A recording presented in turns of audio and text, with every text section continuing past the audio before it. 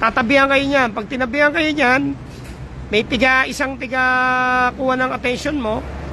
Meron naman isa tiga hugot. Pag nahugot na, ipapasa sa iba, lalabas naman yung isa. Babanggain ka. Police Lieutenant Colonel Jun Ibay nagbigay babala sa mga netizen. Ngayon papasok na ang Kapaskuhan. Nagbigay ng tip si Police Lieutenant Colonel Jun Ibay kung paano ang mga gagawin at tamang pangalaga sa inyong kagamitan pag nasa labas ng inyong bahay.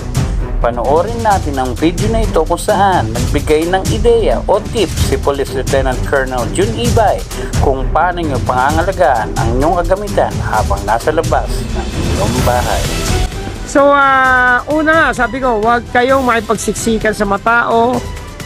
As much as possible, huwag mong ilagay mo yung gamit mo sa harapan mo, yung bag mo, ilagay mo sa harapan mo. As much as possible, huwag ka na din magdala ng mga valuable things. Particularly kung ikaw ay nasa mataong lugar. Ayan. At alam mo na vulnerable sa mga bagay na siksikan. Ayan. After nun, ano yung mga modus, no? Pwede kayong baka may mga nakakalimutan ako ay nag-aabiso lang.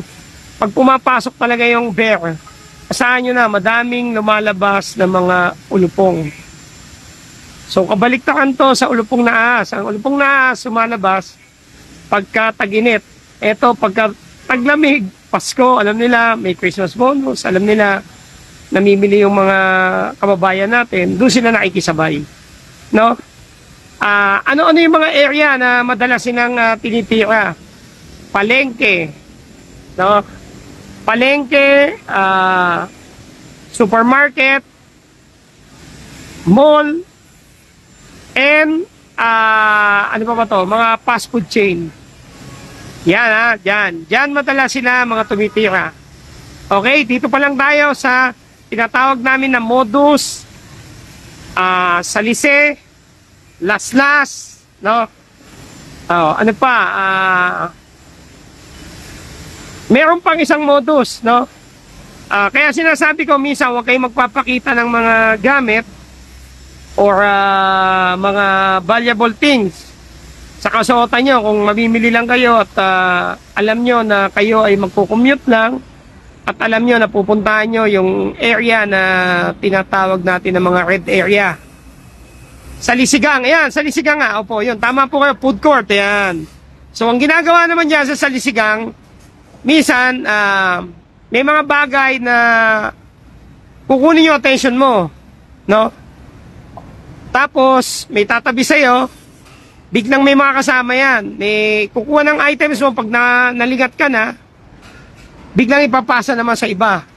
Wag na wag din kayo magbababa ng mga gamit sa food court ng malayo sa inyo. Particularly kung ibababa nyo yung bag nyo, sa lamesa nyo na at sa tapat ng lamesa nyo ilagay. No? Kasi yung iba naglalagay sa lapag. Tatabihan kayo niyan. Pag tinabihan kayo niyan, may isang kuha ng attention mo. Meron naman isa tiga hugot. Pag nahugot na, ipapasa sa iba, lalabas naman yung isa. Babanggain ka. No? Ligaw ngayon yung attention mo.